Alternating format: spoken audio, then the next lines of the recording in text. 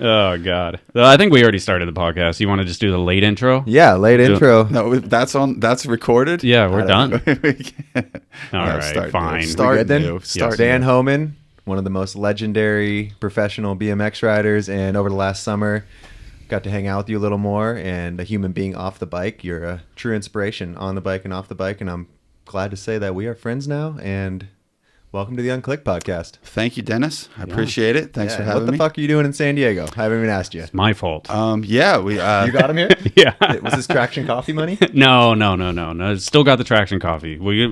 Aiken is a traction guest. I'm waiting until Aiken can come to San Diego. Okay. That is, I'll amazing. drop that. But yeah, Van, and we did an interview with Van for his new role at Source, and they hit me up I asked about Van it. why he's here. Oh yeah, okay. The guest. Remember, it's not bad. We've tell done our podcast already this summer. Yeah, so To I that. mean, Ryan was getting there, but yeah, so I have a new role with Source BMX and doing some things for them. So I think like kind of as part of trying to just kind of promote what I'm doing for them. We kind of talked to Ryan and, just thought it'd be a good idea to get out here. And while we're out here, we're going to be doing a little bit of work for them as well, doing some bike checks with some guys that are here. And yeah, I'm sure we'll dive into the details of exactly what I'm up to with them. But that's the general concept. Yeah. So Source and our BMX work together? Yeah, What's the deal yeah. with it? Source. Seems like you guys do a lot of stuff together. Like, yeah, honestly, shout out to Source, because even when we first started Our BMX, they were one of the ones that kind of came on essentially at the same level that they were sponsoring at Ride when we had like nothing, when we were starting from nothing. So it was they like fully backed you. yeah. From the beginning. So they came on and they like because in the beginning it was like, how long can we make this work? And they helped like fill a huge box and be like, hey, this will work. We back you guys, etc. So we worked together on a bunch of stuff, and they were like, hey, can you ask Van some questions, do a little interview thing? And I was like, fly him in for the podcast, but it didn't work. It didn't work out at that time, but then we just kind of continued the conversation. And then Tom had the pretty good idea, honestly. Like, I didn't think of it, that fly Van out here, he does a podcast.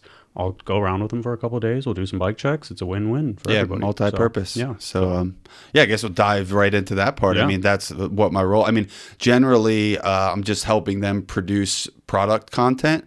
So the idea is just to kind of help people understand the products better, and in a fun way, and also like in an informative way. So I always use like forks as an example. Like, you have all these offsets for different forks, and like, the average person is like, what does that mean? So they kind of explain like, how do I want to ride, or how do I ride, and then help you understand like what's right for you. A 32 millimeter offset, 25, 15, and just kind of provide that information. And that's just one example. But, even like James Cox, who does a lot of the edits for Source and things, he used to ride for S&M. He's been riding his whole life. If you're not paying close attention, he's like, offsets for forks. This wasn't happening when I was riding. So like, after I explained it for the Source piece, he was like, oh, I know which one I would buy now.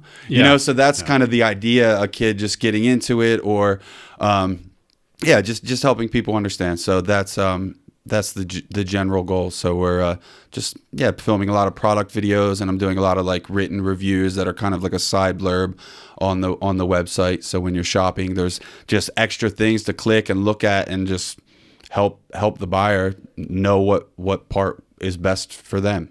That's amazing. That's huge for Source, and a perfect job for you. It's like something that nobody would ever be able to have that knowledge unless you've been in BMX for as long as you have.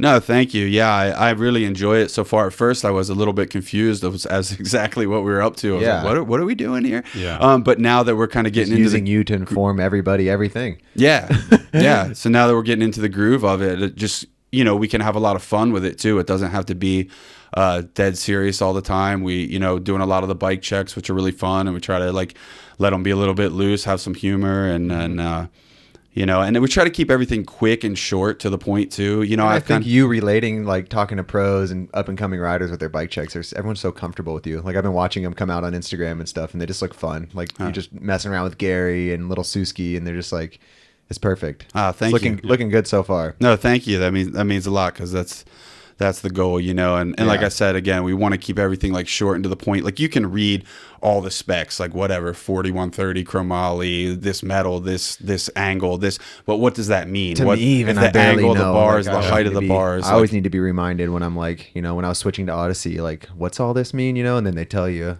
like, what is it? What is a bottom bracket height? How does it affect? Yeah. your riding? Right, You know, exactly. like, That stuff kind like of thing. It makes a difference. And I think we even want to get into and I hate doing that shit. So Yeah. shout out to you. Yeah, because you've had to do a lot of I've done some stuff. Yeah, I literally there's a guy that literally hassles me on a weekly basis to do a tire explain video that I've been saying I'm going to do for 6 months. Like literally, Sean Garrison, I think is his name, and I literally know his name. Like, and it can get challenging sometimes because sometimes I'll be just writing up, and it's like you said, a tire, for example. Like everybody's making the same tire now, so like what makes these tires different? So that's what I do my best to decipher. Like how is this tire different than that tire, or you know whatever. So just how did the relationship come about? So basically, I mean, I finished the work that I was doing in Tokyo for the Olympics, and I came back to the States and wasn't really sure exactly what I was up to next. And I had a really good relationship with the Source guys from actually going to the first Battle of Hastings in like 2016. At the time, I just like sold my house and I was just kind of like floating around. And so I ended up staying in Hastings for like a month after the event, just chilling and hanging out. And so I kind of got like close with those guys then. And we've had a good relationship ever since. And then when I got back from Japan, I wasn't really doing anything for a while. I was just kind of chilling, see what came up. So I started just kind of feeling people out that I thought would be good to work with if there was an opportunity. And it just so happened that I had talked to Tom when at Swampfest. I was just put the feeler out there. I was like, hey, I don't know if there's anything, but if there's anything that you think might fit me, I'm trying to figure out what's next. And didn't necessarily expect to hear anything back, but then a few months later he came to me and with this idea. Like, we made you a job. Yeah, like basically, yeah. So it's a pretty amazing. Yeah, that's cool. And at that point, the Olympic thing was ending for you, or was there an opportunity to keep doing? Because you a lot of people I'm sure know through Kyle's Vital interviews and things like that, but you were like completely working for the Olympics, right? Right. So I was living in Tokyo for 3 years. Originally, it was supposed to be. Insane. Yeah, that's another whole epic story. Yeah, originally it was supposed to be 2 years, but the pandemic ended up being 3 because it got postponed. So you stayed there through the pandemic too? I was back in the States during the worst of it for like 5 months, but then I went back so I was there for like maybe a year and a half or a little more than that, and then came back here for 5 months, and then went for like another like 14 months or whatever. So what were you doing fully over there? Like, what was the exact job? So my role, my title was the BMX freestyle discipline manager. That doesn't really mean anything to anyone, but for like the whole Olympics, though, like BMX freestyle and discipline do not go together. So I was discipline. Discipline means more like know, BMX as a discipline. Like It might sound better in Japanese. Yeah. But I mean, basically, I was just handling a lot of the logistical aspects of organizing the event for the Olympics. So we had That's a another team. crazy job. Did Like, you it just literally- throw that out there and someone's like, "Oh, we made you another job. You're gonna do this." Like, what? How do you get that job? What is that? Maybe we should rewind to the 2x4 days, and then Oh, like, man. Like, literally, it's like it He's is done one a of lot those of things. stuff. He's been this pro bike rider who's dropped the heaviest game-changing video parts, but in the middle of all that, he's owned a bike shop, then BMX freestyle discipline manager in Japan. Now he's made his own job at the Source. You know what? You know what it is, and it's maybe fast forwarding a little bit, but it's like the common thread between all of those things is work ethic. I know. You know what I mean? Like to do as many fucking video parts as you've done over the years, and just to push through certain things, and it's just work ethic to create a bike shop, to do all this other stuff. Like that's all it is in a sense. Yeah, I think so. I think and you're I think right. he's good at everything because, like I think me and you have talked about Van before. We're like, if you're gonna give it, like when he sends everyone out the Nora Cup thing, like why'd you vote for this person? Blah blah blah. Like when you do it, you're gonna do it right and proper. Where everyone else is like, I'm gonna get this done real quick. Boom. Like Van's gonna congrats. stand there and do it right. And you're like, All right, everything he does is pretty damn legit. I think that. That's a compliment. Well, thank Sorry you. for all the compliments. Keep them coming. Let's go. Yeah. Shower me. But I just love that, like, you are just this, you can be like just criminal mischief, game changing Van Homan, but like knowing you as a person and getting to know you better over the summer, I've got to like learn that about you, and it's really inspirational. Well, thank you. No. It's not that the jobs find you, you just have that work ethic and people want to do stuff with you. Thank you. But no, I was like, it really, the timing was good. Like, I think like that opportunity came up because, obviously I'd been riding professionally for a number of years, and that, you could feel that the writing was on the wall. It's kind of winding down, and you're like that idea of like what's next is kind of haunting you. And I I was was going into the Japan. leading into Japan, and I would kind of help my friend out at his wood shop sometimes. I was still making money from riding. Okay. I would get some judging gigs, so I was just kind of piecemealing everything together to still kind of make a living. And then I had been judging a lot of events, and I was judging UCI events, and I had consulted with them about some of the formats of how the events would, run, and definitely a lot of the inception of a lot of the judging stuff. We had a lot of judges meetings and conversations about, okay, how's this going to work, and what have you, and like training courses and everything. Just trying to make sure it was legit and as transparent as possible. Who's in charge of the training course for the judges? So, I mean, that got brought. I mean, now like Dave Cleworth, who's like his nickname is Hank. He's like the head judge of a lot of these events. He's kind of taken probably the most lead role as far as that stuff goes. He's very organized. He's a good judge. He knows numbers. He knows so he's really good at it. And he's really good at like teaching people basically how the system works, of course. And he's a BMXer, he was never professional or anything, but he's one of us, so so like I was just involved in all that stuff. We could go down so many rabbit holes right now. We'll circle back I'm just eventually. thinking like you were But, an Olympic judge too, and still are. And you did all that, actually, I was not an Olympic judge. I was Feast actually judges stuff. I judged the World Cups and some of the World Championships. I could have been an Olympic judge, but I was working on the. Actually, I was really happy. I was actually really happy that I was doing the job I was doing in Tokyo, because for something like that, you're probably only going to get for the Olympics, you want judges from each country. Yeah. So me and Kaczynski are the two main USA judges for the like World Cups and the World Championships and stuff. So like the odds of us both doing the Olympics were almost zero, because they wouldn't want two USA judges on the panel. So the fact that I was like working on the Olympics in the way that it was pretty cool, because then me and Brian both got to be there and both be involved and you both be part got of jobs it. instead of one getting cut out. Yeah, exactly. Totally. So one of us would have been sitting at home if I wasn't doing the role I was doing. So that was kind of cool. But anyway, all that stuff led to me getting a call one day. Like I got a call from Kevin at the UCI and Bart de Jong, and they're like, "Hey, like no promises right now, but there's this job. If if it was offered to you, would you be willing to move to Japan?" And I was like,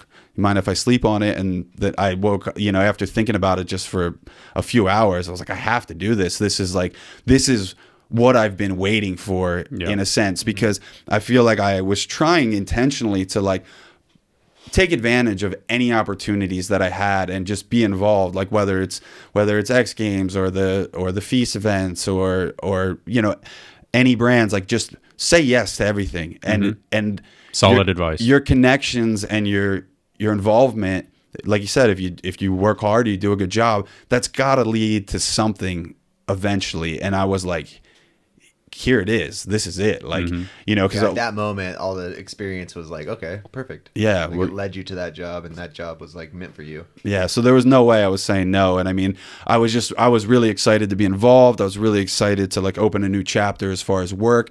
And I also really embraced the opportunity to experience another country and another culture is in that way. Like we've always traveled, but living somewhere for that amount of time is so much different than just taking a week or 2 week trip. So you learn any Japanese? Yeah. Nihongo mo sukashi desu kedo chotto dekiru. Wow, I can't believe you said that about Dennis. You bastard.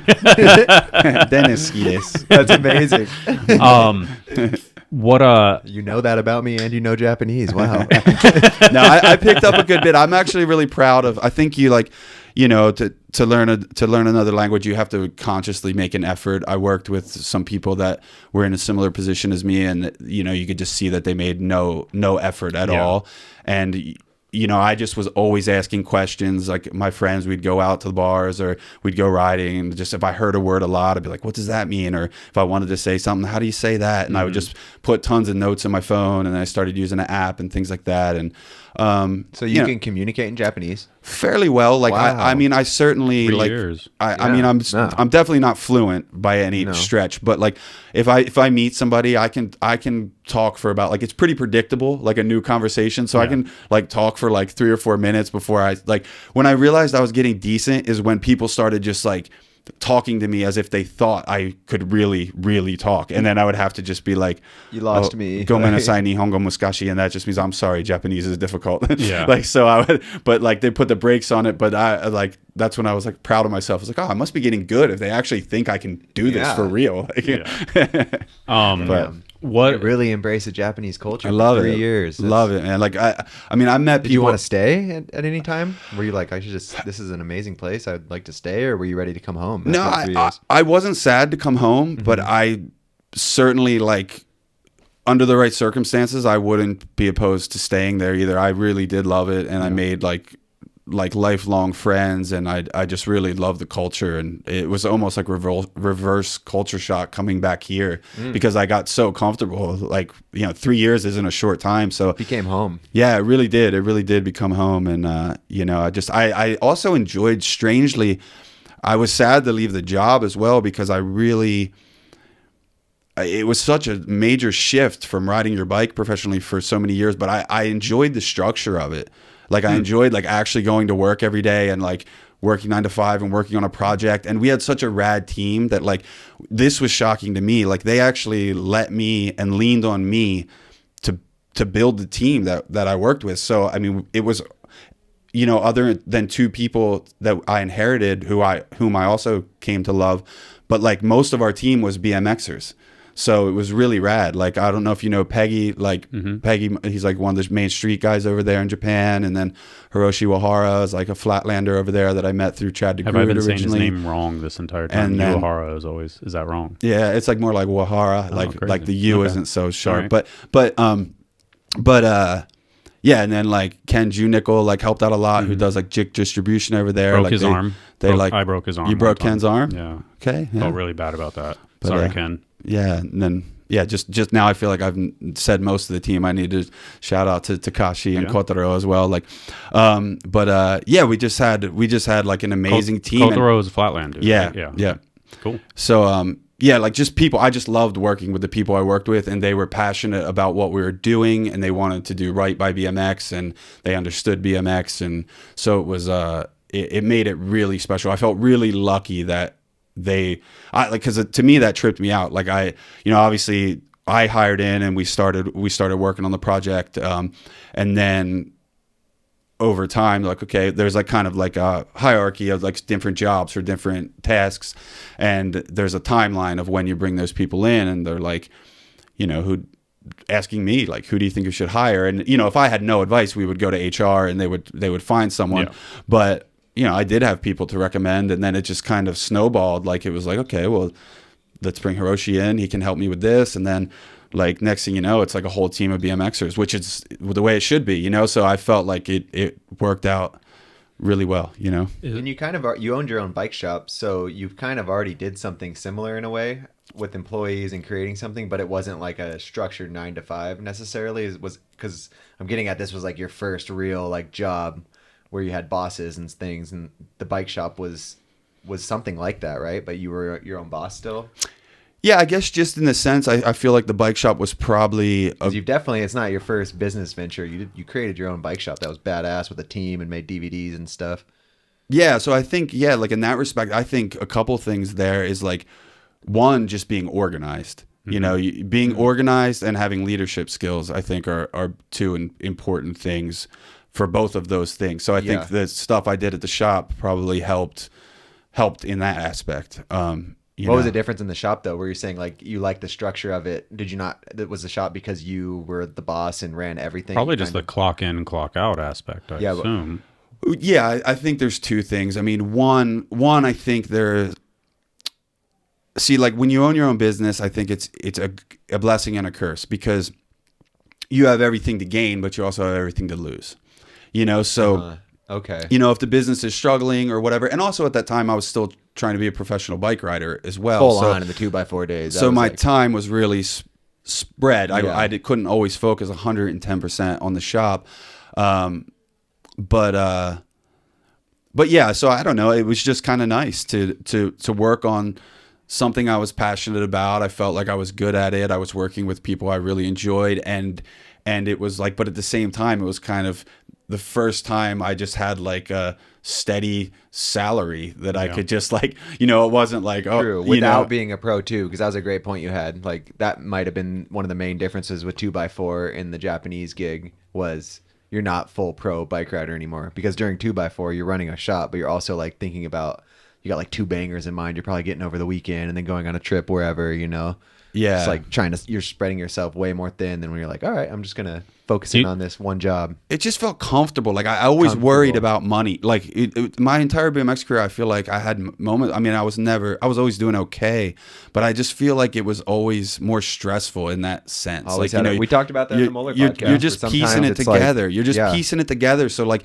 even, I mean, maybe in the early years when I had some really good years, it was like, but it always felt like everything was like had an expiration date, and it like you're always like trying to figure, okay, like, and you have to be really self-motivated as like a professional BMX rider. So you're like, okay, what should I do next? What trips next? What video parts next? Like, and you're always thinking about it.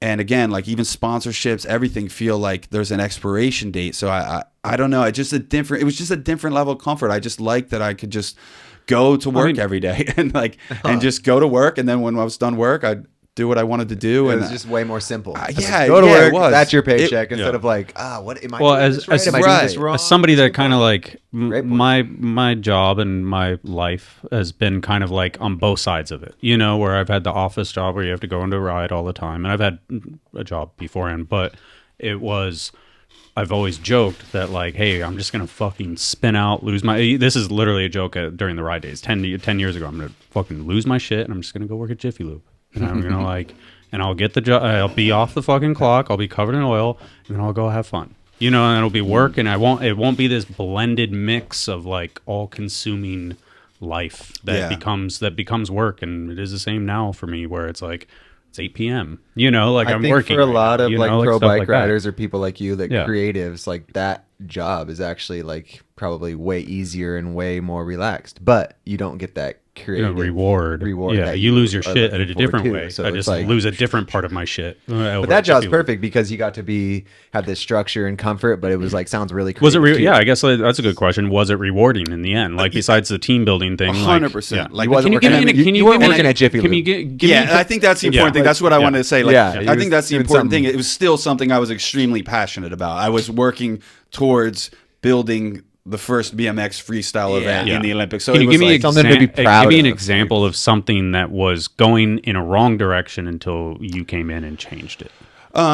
Just really, really basic things sometimes where it's important. I mean, just something as simple as the position of the judge tower. Okay. Like, okay, Valid. where does this need to be? And, they're going to tuck them up somewhere where they can't see anything, and just, waiting for the course design. There's a lot of things they were trying to do before they had the course design. Mm-hmm. And, it's like, well, you can't really do these things. This isn't a basketball court.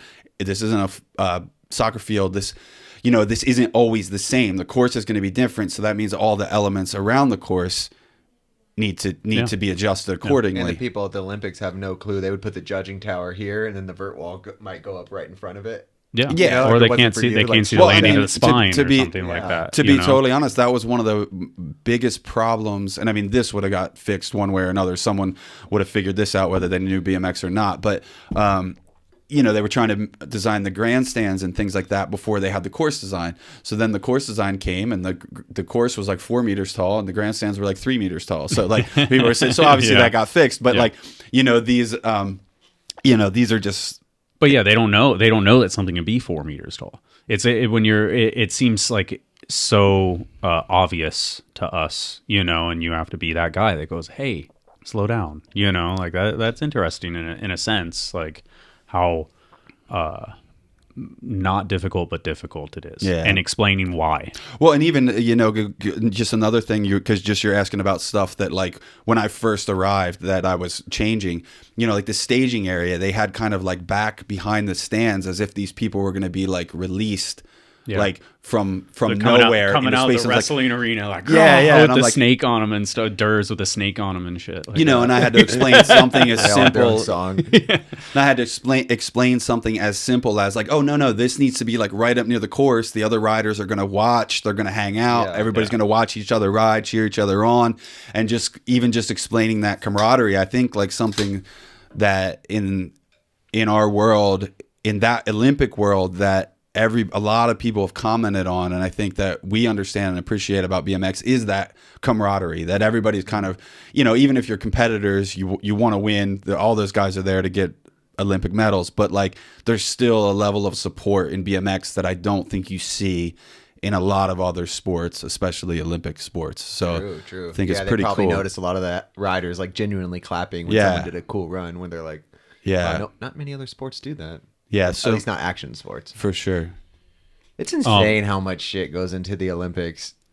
Like it's just a bunch of countries like fighting for like a medal next to their name in each sport. Is when you boil down NASCAR. So there's all these people going around with fucking alcohol and cigarettes and dick pills on their car, going around in a left-hand circle. But there's so much money. There's so much money involved. Whereas like these countries just pump a bunch of money in, so it makes them look like the most athletic country. Yeah, that's all it is. Like NASCAR, they're making fucking Marlboro cigarettes money every time that car goes around. It's all nationalism, basically, right? It's all to make your country look like it's a shit. Yeah, which is who has the most funding to pump into like these sports to get a medal next to it. Is speaking of, is Darden doing anything again with China? Or no? Mine. I mean, I don't. The last I heard, Rob was doing stuff with USA, with like Team USA now. Oh, like cool. I think he's helping Ryan with the team, but nice. But I don't really know the details, so I shouldn't speak on someone else's what they're up to. But, okay, but yeah, I think Rob's done with China as far as I understand. Yeah, that seems like a whole other saga. Yeah, that's for a Rob Cog podcast. Yeah, that's probably pretty interesting. So you came back from the Olympics, everything got done. How weird was it to kind of be at the Olympics, but then like nobody else is there? Yeah, I mean, it was obviously sad that there was no audience. Yeah. That part was kind of like normal at that point in life, though. You know, like all the events had no people at them. Like you just nothing. You're just building grandstands.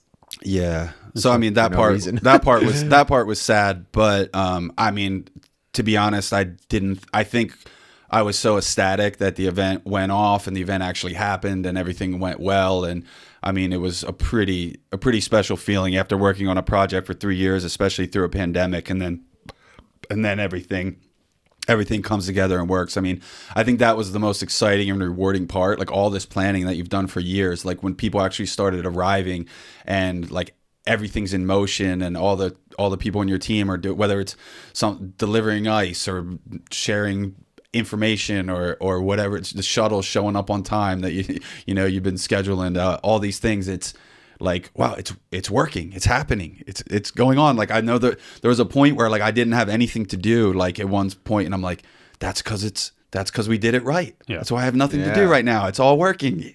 So it's like that part was really cool. I have a question that I wrote down. A trip. Yeah, how much goes into like making the machine work in every sport, and it definitely gives me a new appreciation for like any event I've ever been to.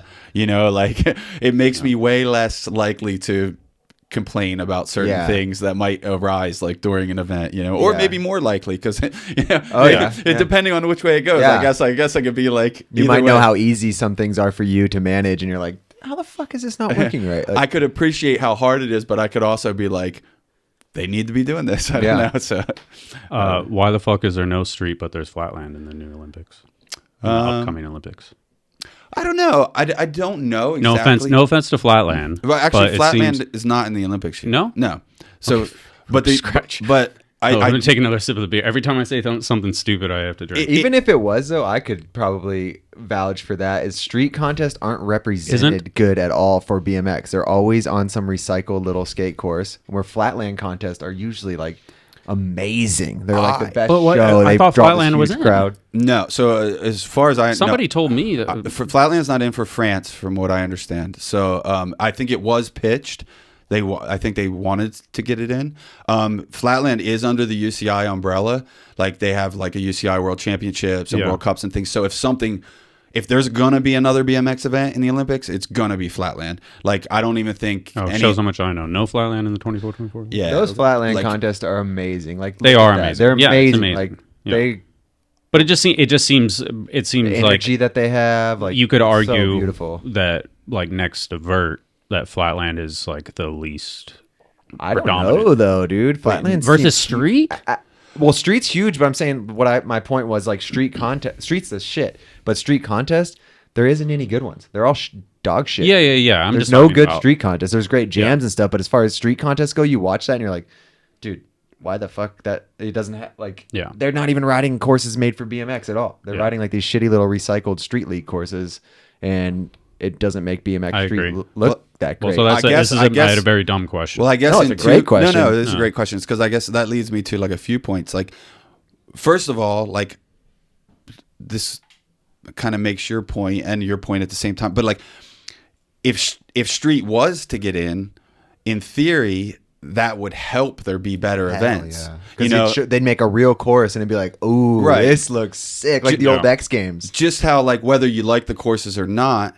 You know, like I think I personally really like the park events that are happening that move towards the Olympics. Like I love bull riding. The Vans Pro Cups were amazing, but in my opinion, when it comes to like an Olympic event, I think that's what I think is right big for the old Olympics. Ramps, it's like big ramps, big tricks. Like to me, those are the guys. Like you can disagree. I think I just don't. Those are the guys. But as far as Olympics goes, that does make the most sense for BMX because it's like 1080s, double this, double that. It's like it's almost that style, you know. Whereas like I just don't like that the park doesn't exist for somebody.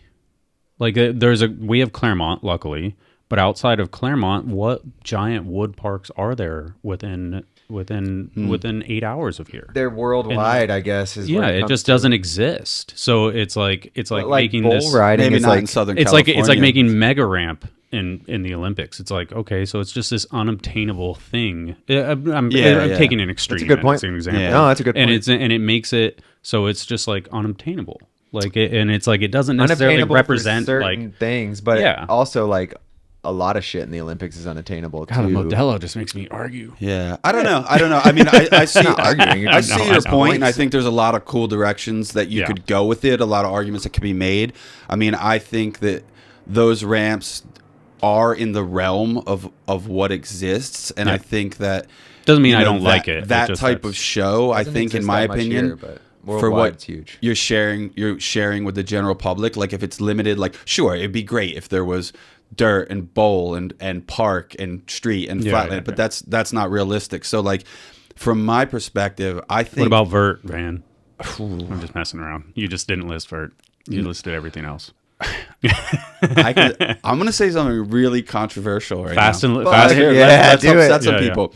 Like I think, like obviously Vert is insane, and I respect the hell out of like what anybody does on a Vert ramp or any of those guys have done. But from like a creative aspect, like I think it's kind of boring when the ramp is always the same. I think, in my opinion, like whether it's street or park, like BMX, part of it is the terrain and how you adapt to the terrain and how you use it in an original way. Mm-hmm. So I personally don't like the idea of an event that you can practice your run 365 days a year.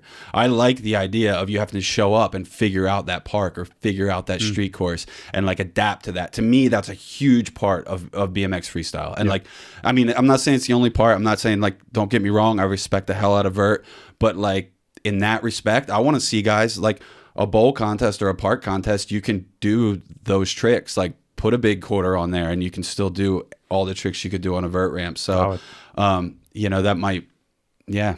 I heard somebody said recently that like Good point. vert isn't dead. It's just transferred into like the fast and loose dudes. Like, and they are the vert riders of these days. Like, it's not necessarily like trick based. It's like, it's kind of what you're talking about. It's taking vert riding to all these different obstacles and all these different parks and riding it in different ways. Yeah. But Yeah, vert riding. whole other. That's a huge topic, but it was just huge at a time where there wasn't that many good wood parks, not that many bowls and stuff, and it was a ramp that people could ride. Yeah. And now it's like, is that really what I want to get into? When you have all these options, Yeah. you're like, that one, I can't even bail. I can't hang up. There's a knockout around every corner. Yeah, It's a savage, No, savage sport. Like, don't get me wrong. Yeah, it's like, yeah, it's insane. It's mental. But What And watching anyone who got good at vert, you're like, whew.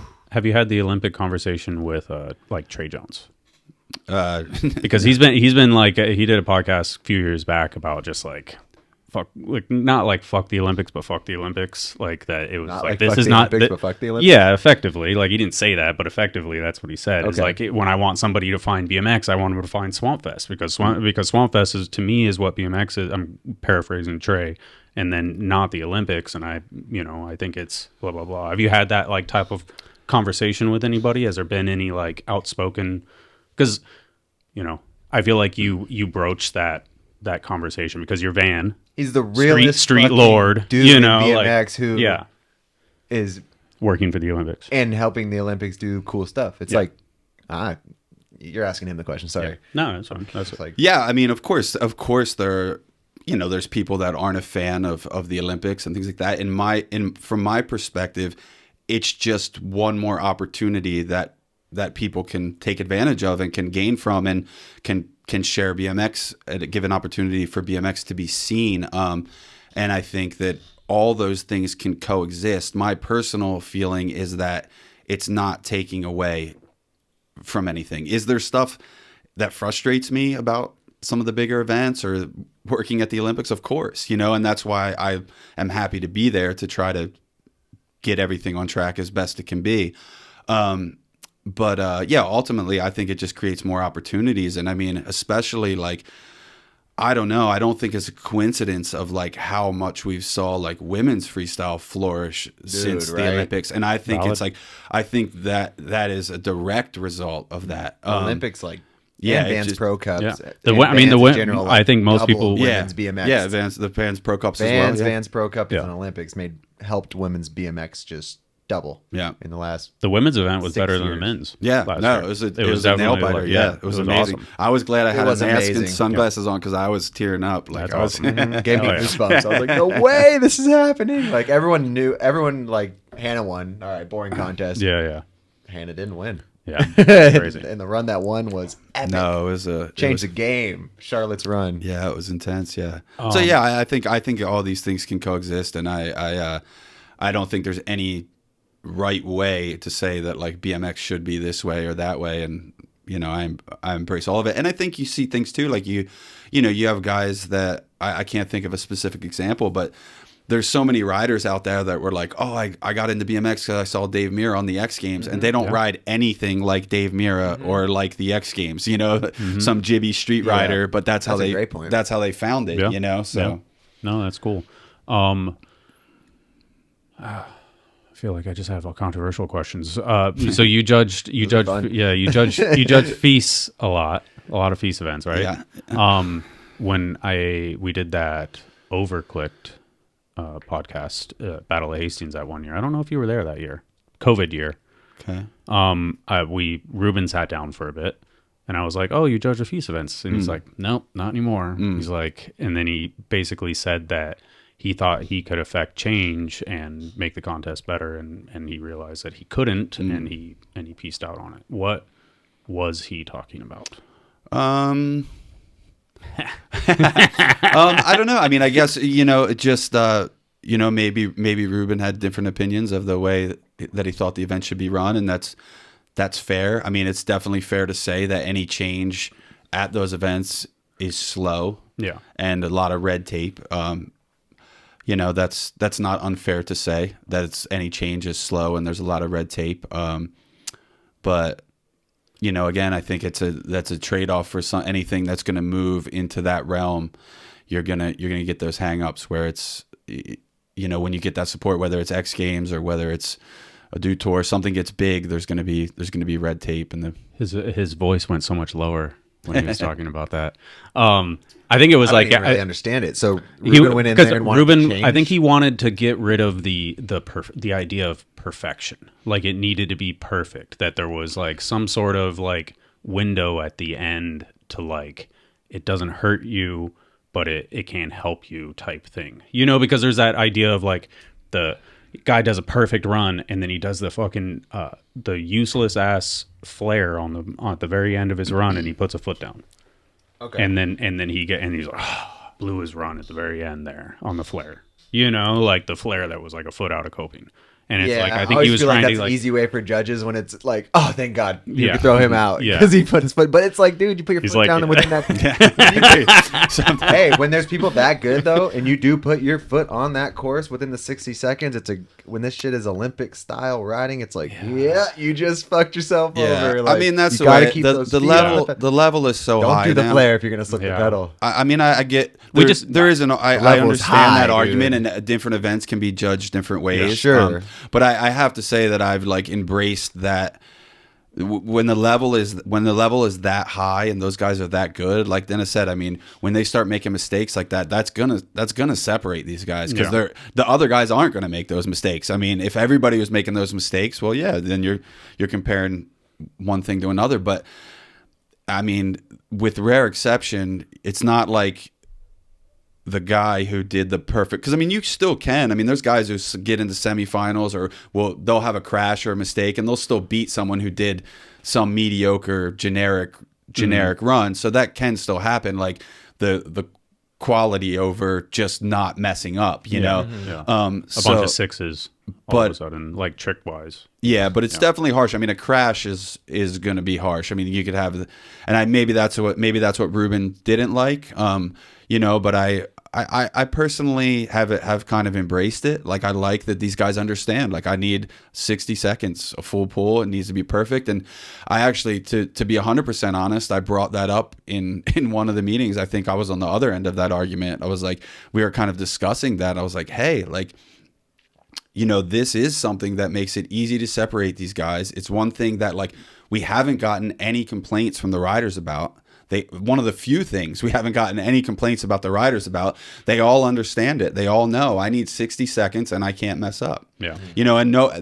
I don't think they mind that. I think they want it. I could be wrong, but I personally think that the riders want to see a full pull. Like how hard is it to judge somebody like Peraza versus Logan? That's where it gets tricky. Yeah. I mean, and that's where, like, even in the judge tower, there can be, when you have like creative original lines versus some of the hammer tricks. I mean, that's where it gets really, really tough sometimes. And that's where the judges might even clash. And I think that's why it's important to have 5 judges and 5 different opinions up there. Yeah. And every contest is so different. Like the Ruben thing compared to what you're saying is like, they're both amazing points, but there's different contests for different things, Yeah. Like the judges need to know what this contest is about compared to Van's, like the Waffle Cup, where it's like the falls don't matter. It's what you land, it's And different, there's sick contests for that. And that's why they're a 30-minute jam. You go until you're like, can't move anymore. And that's amazing. It's a whole different thing than this run that you've been working on these tricks for 3 months, and then you get there and like they better be perfect. Like, and then again, that just adds to my point that these things can coexist. Like Van's Waffle Cup can be there and be amazing. I love and what you so said can, about earlier, like with the Trey comment, and Swampfest is BMX and it's sick as fuck, but there's like 20 things that are BMX, 20 different like niches of BMX that are all BMX and they're all sick. Like, and that's like, I appreciate like what you said earlier too, just me being involved, because that's like, I probably am kind of in a rare category where like I love what's happening with those events and I love what's happening with the Olympics, and I'm insanely proud of like what we contributed to in Tokyo. at the same time, I'm gonna be at Swampfest with my tent in February, and I'm gonna be drunk. Yeah. I'm gonna be having a good time. So it's like like it can both happen. You were in the streets in Philly with us like 2 weeks ago, just hanging out, like enjoying while we're riding street, just kicking it with us. Like, fixing rails for Dennis. Like fixing rails in the middle of the night. Yeah, literally. Like, tell me that story. that's a good story. Yeah, it is. So we were there's this. How much can I tell people? Tell them all. So there's this spot. There's this we thing. can say there's a spot that was fucked up, and I wasn't gonna do it because it's too dangerous. How it's fucked up, and we were drinking, and Van's like, "It's been my dream to see you do that, man." And I'm like, "I can't huck this. It's just the rail. The spot is so broken." This is a downtown Philly thing. It's in Philadelphia, not downtown. Not downtown. Outskirts, way outskirts. Okay. Across the bridge, I think. My name would be in Philly. Who knows?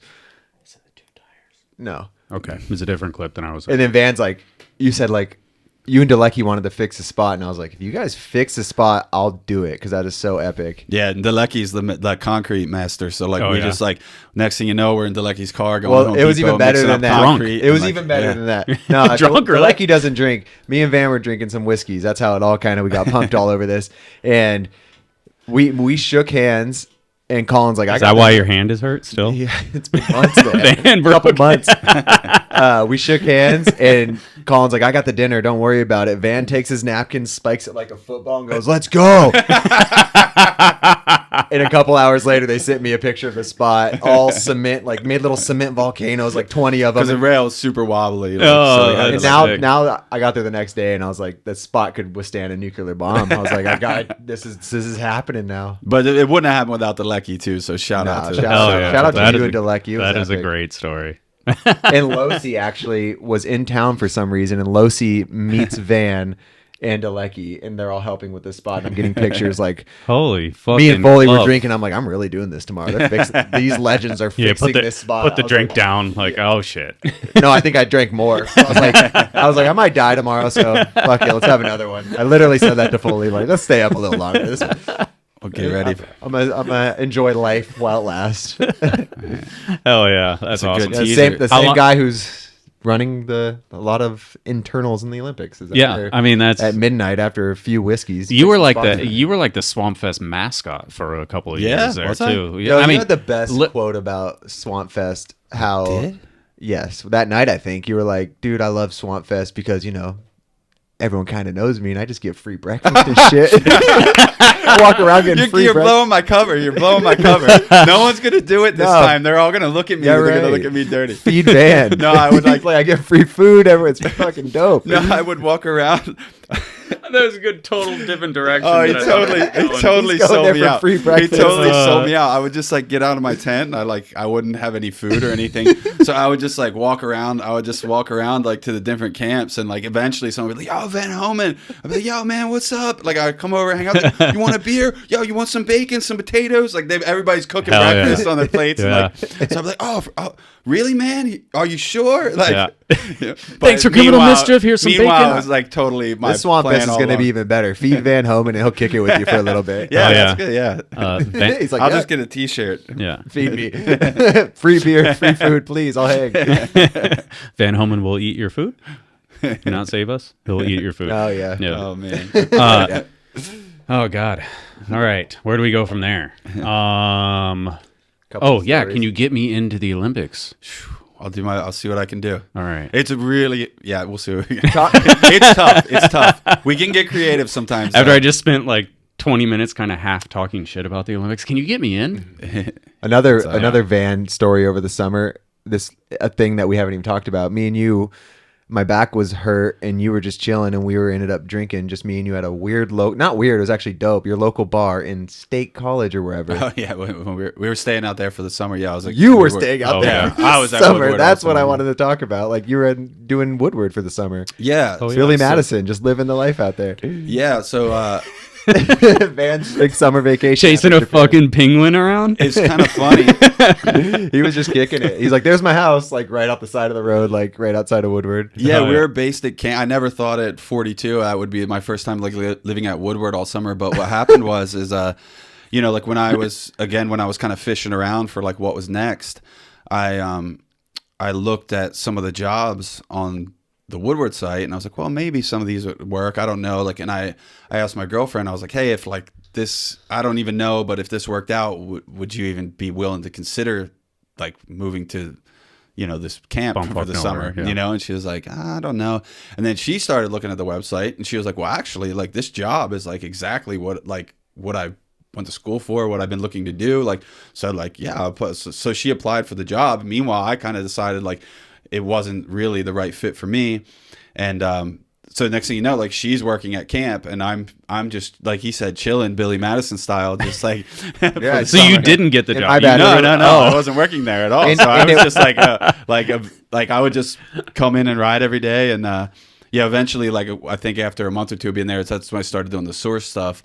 But yeah, so we were just posted up. That was like our home base for the all summer, and now she works there like year round, but she can work remote for the other 8 months, and only needs to be at camp for those 4 months that's in session. So She literally got a job at Woodward. Yeah. No, awesome.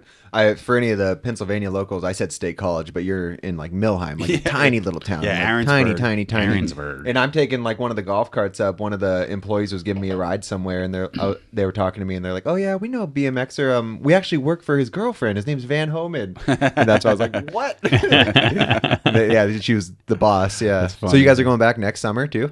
Yeah, I don't know if I will be going back, because actually, here we go. Here's the perfect segue. Dun, dun, dun, dun. Moving to France in March for a year and a half to work on Olympic stuff again. What? So yeah, we're back on it again. That's why I asked. France. Oh, because the last one was in Japan. That's why you lived in Japan. Yeah, exactly. So same job. So this now is in France. Paris. Yeah, So similar job, not exactly the same. You didn't think that was. You didn't think that was going to happen. Yeah, I didn't think it was going to happen because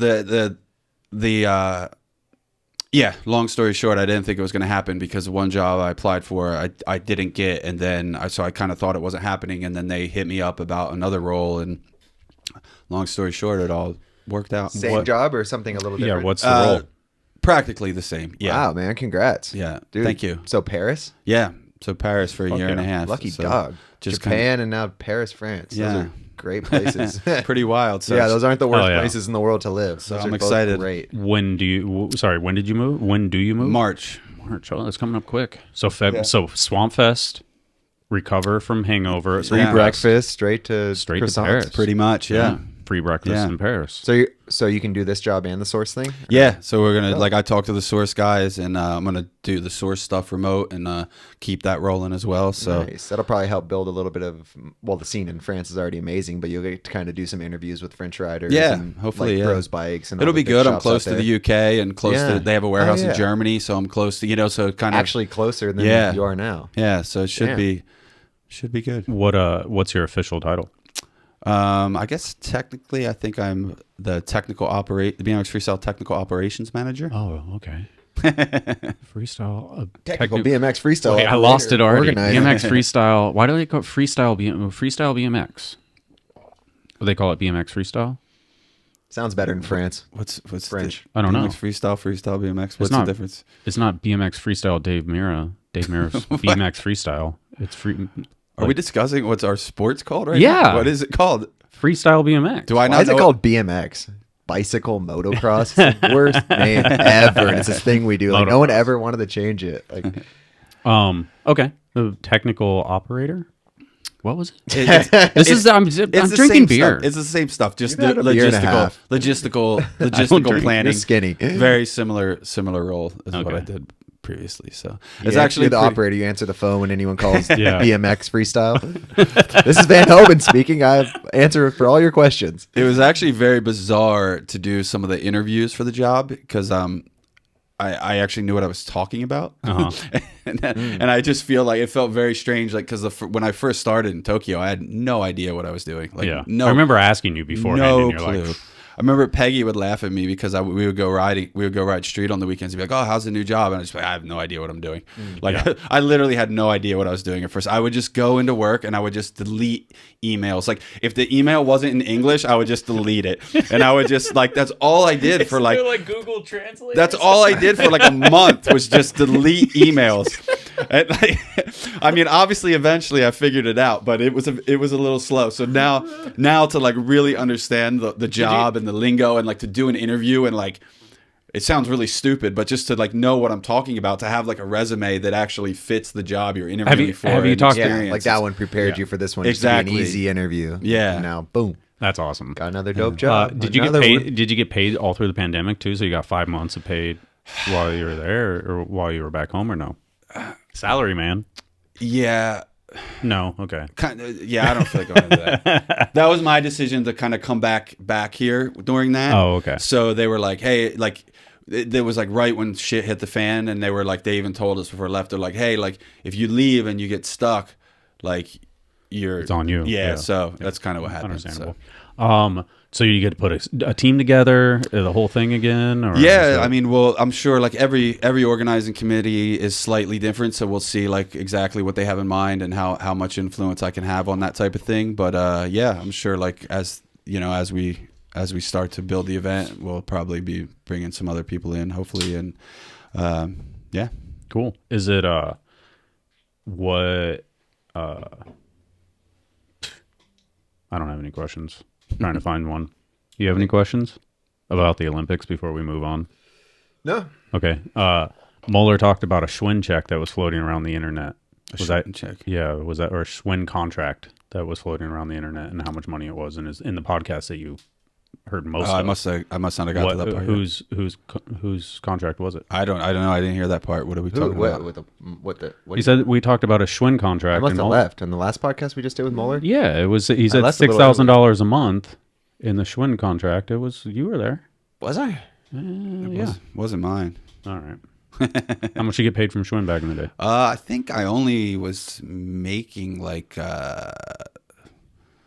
I even make? I don't think I made more than $2,500 a month. Oh, okay. I actually had a really weird Must have been Foster experience. Yeah, Foster. I really don't think I was there. Foster would have definitely been at least 6. Like, there's no way. Like some of those guys were making crazy money. Yeah. Because my contract was relatively modest, because I signed like a 3-year contract, and then like within the first year of that is when I like kind of blew up.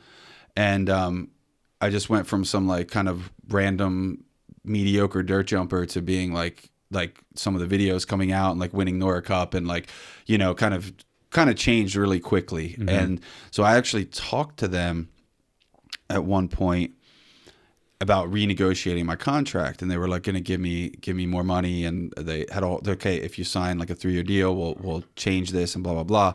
And somewhere along the lines, it's hard to even remember who and all the details at this stage, but they insinuated that like me getting my raise meant that they would have to drop some guys, and like that Wiz was like one of the guys they were dropping. And I was like I don't know Dirty. if this I don't know if this was like strategical. Like I still think about it to this day. I'm like first of all, the amount of money that Wiz was probably making was like next to nothing at the time, you know, like, so it probably wasn't really affecting anything. Yeah. And I'm like, was this just like some trick to get me to not, well, I really still don't get it. But at the end of the day, they were like basically saying they were going to fire my boy so that I could get a raise. So I was like, oh no. I was like, so I told him, I was like, all right, I don't want to resign right now.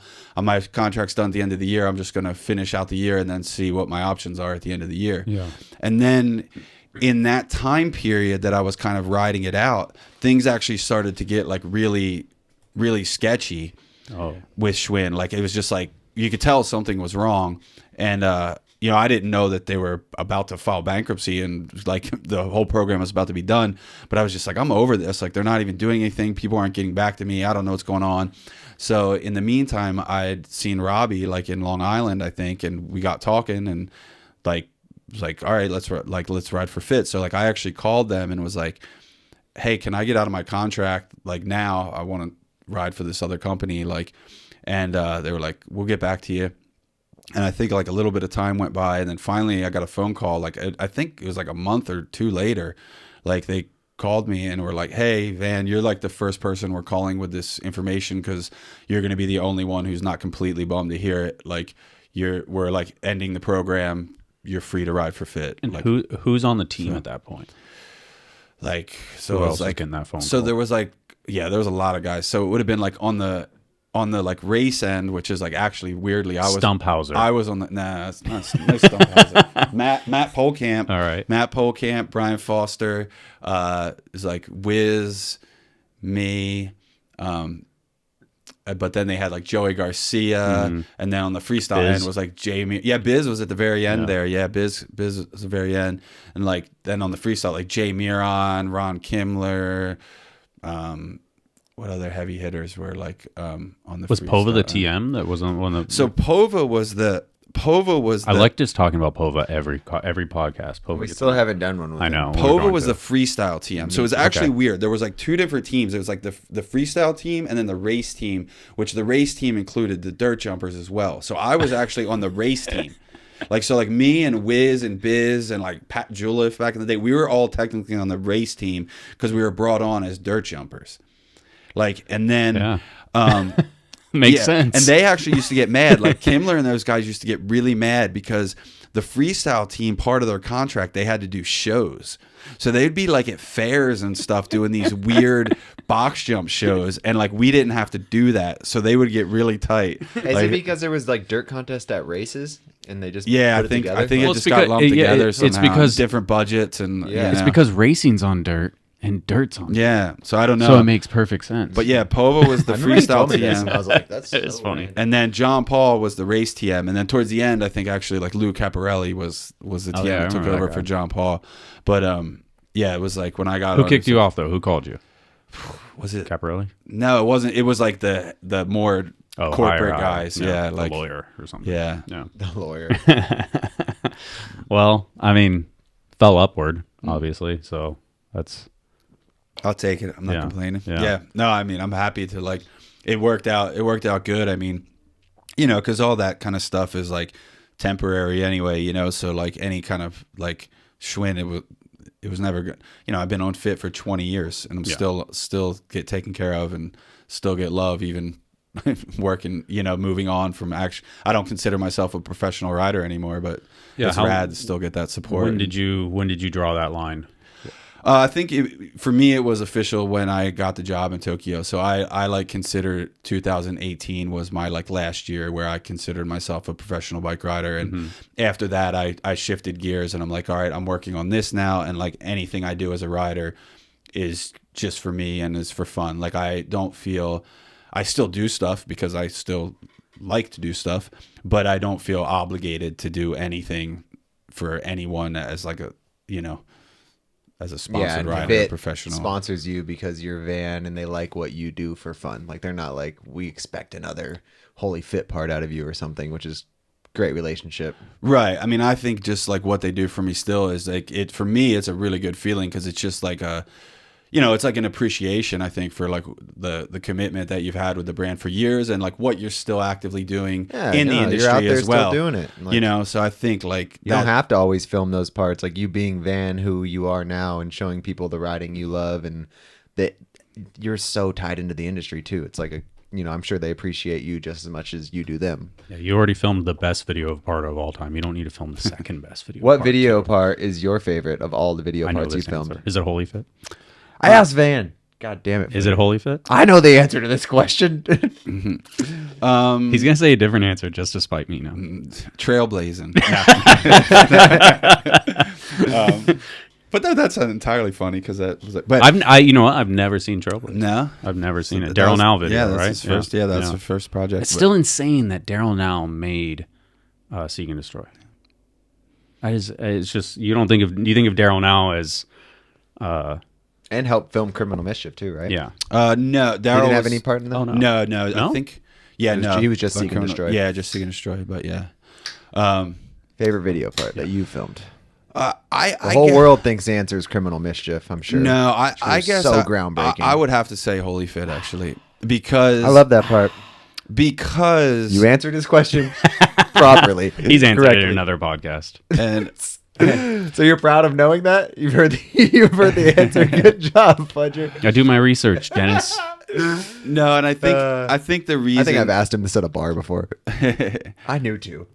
Oh, the reason For the me- listeners, man. I mean, both Criminal Mischief and Holy Fit, I'm like extremely proud of. But I think Holy Fit was much more of a conscious effort Like where Criminal Mischief, like we were just out there doing our thing and just going for it and just, you know, like sending it, and it was like just happening, like, and this is a really special thing about it. It was happening organically, but at the same time, I didn't even like really grasp what I was doing.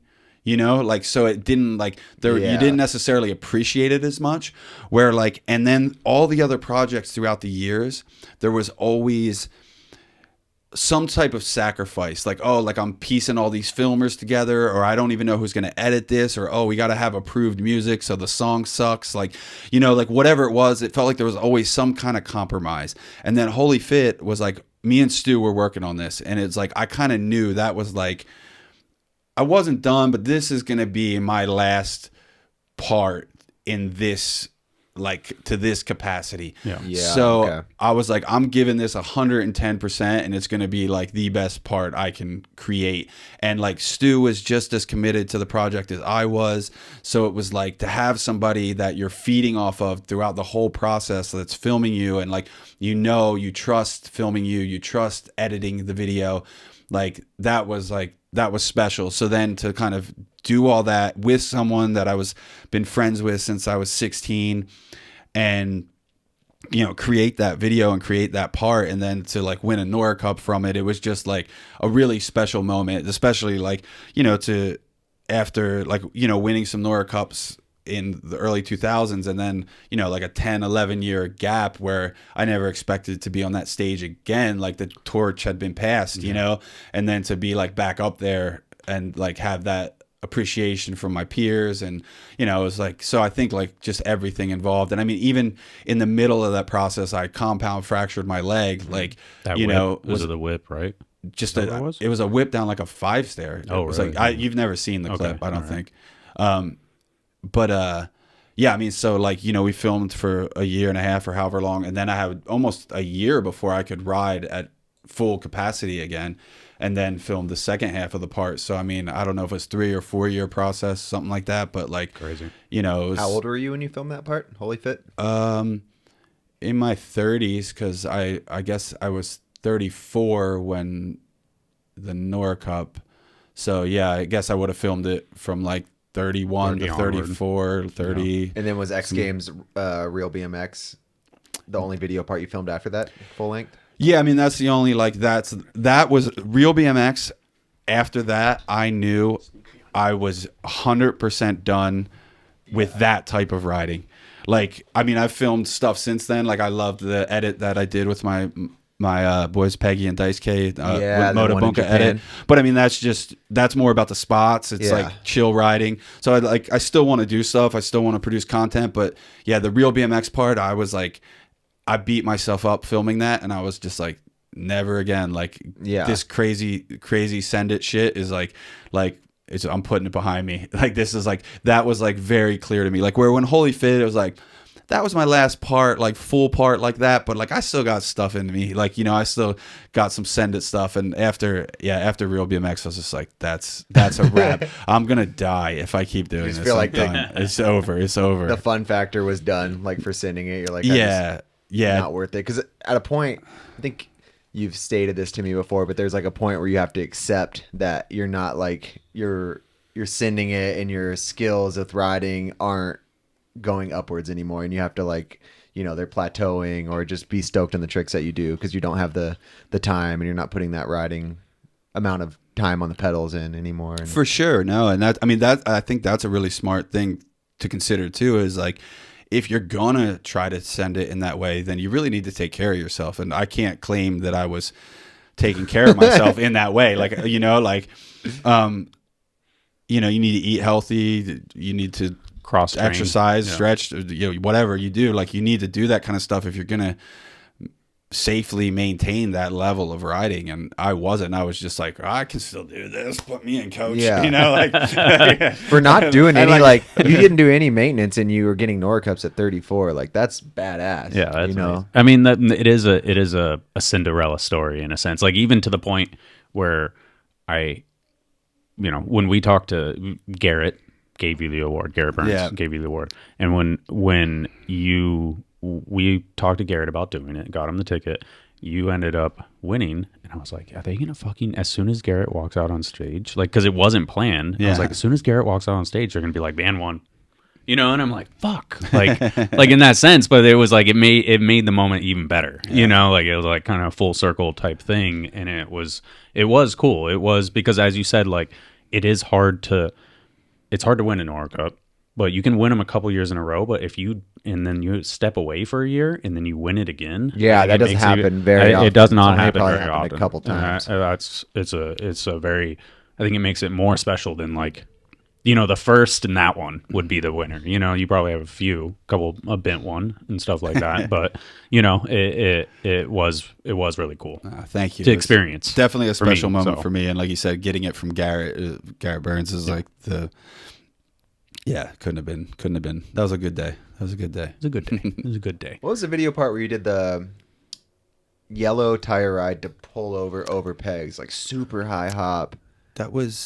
Was that Stay Fit? I think that was Stay Fit. Yeah, I love that part. Thank you. That's actually one of my favorite clips. I feel like that part was like maybe the up rail and it pulls to. No, it's a flat yellow rail and it's pretty skinny and it's a tire ride. And then he has this massive pop over pegs. I just feel like, to me, that part was almost like, I can't say the prime of your riding, but like you can even see it in that clip, like the pop and the balance, like everything, like that was like you at like most fit, like Van Homan. Thank like you. The no most, pun like, intended. No pun intended, but like the form that you're riding. No, that makes sense. That level was like the confidence. Yeah, I think you're right. I think there is some truth to that. I think that that was actually kind of, what was that, like 2008, I think, or where was that, 2010? I don't know. Where was that? You're probably like in your late 20s. Yeah, maybe? late 20s. But I think you're right. I think I was riding a lot then. That was like the 2x4 era, and like even if I'd be at the shop, I would go ride like every day for an hour and just like going through, like, I don't want to say reps, but like there was just certain things at my local spots that I would like make myself do every day. And like, you know, there was like, I was riding a lot of street contests then too. So I like was a lot of things that maybe I would have done once, like and filmed it and then maybe not done it again. I would like do it a lot because I would go to contests and have to be dialed with it. Oh, I got a tail whip over a rail today. Yeah. Okay, like where I might have just filmed a tail whip over the rail, but I got that. I've done that in my life, and I'm done. But then next thing I know, I'm like, I can casually tail whip over rails because I'm doing it all the time. And, you know, so I think you're right. I think I was in good shape. I think I was confident at that time. But no, thank you. That part always that song kills me in that part. You hate that song? I can't stand it. Which, are you pulling it up? I'm trying. I want to hear it again because I can't even remember the song like specifically. The song literally says "I'm so bored," and when I hear that song, that's how I feel.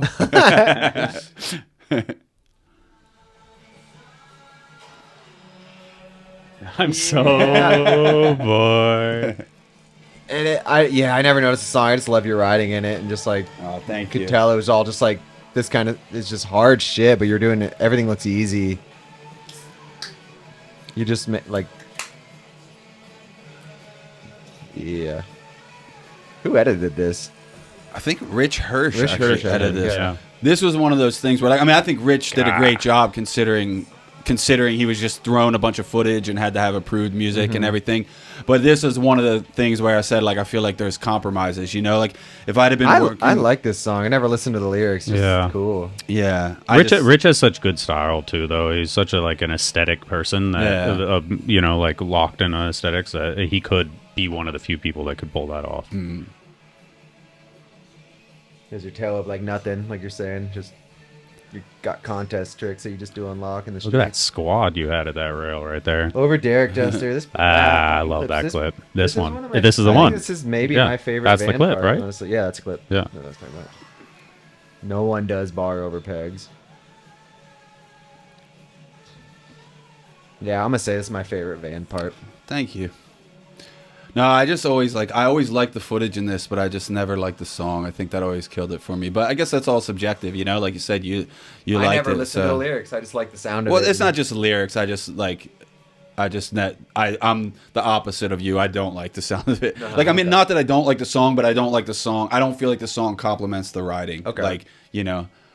This whole video was like Richard's vibe, and he had like you said, like he had everything. Yeah. Like all these songs kind of went together in a way. Yeah. Well, and that wasn't the hate on. Like I said, That's the name of this video. Yeah, that was a good video. And I didn't want to say that to like say anything bad about Rich. No, like I said, no. Rich was just throwing footage. Yeah. He had to edit this video so fast. I drove by and, this like, spot in and it had Australia, to I think. all be It was approved in music. Canberra. Yeah, Yeah, I remember driving and being so like, funny. that's the van spot. Like, how the hell is this in Canberra? I had no clue. Yeah, my favorite part, my favorite van part. They're all great, but that one to me stands out. Thank you. Okay, I have more blasphemy questions. This one's actually blasphemous. I actually wrote that down. Kona Gap. You slipped a foot. Yeah, I did. What are you going to do about it? Why didn't you do it again? Actually, I think Losi told me not to. I'm blaming on Losi. Did your foot touch the ground? Oh, yeah. Fucking drags Fucking full all over shin, the place. Full shin drag. I didn't know. Nobody ever talks about it. I'm Yeah. always like, I was like, I feel like they would have talked about it in the video. Didn't Like, you land in grass too?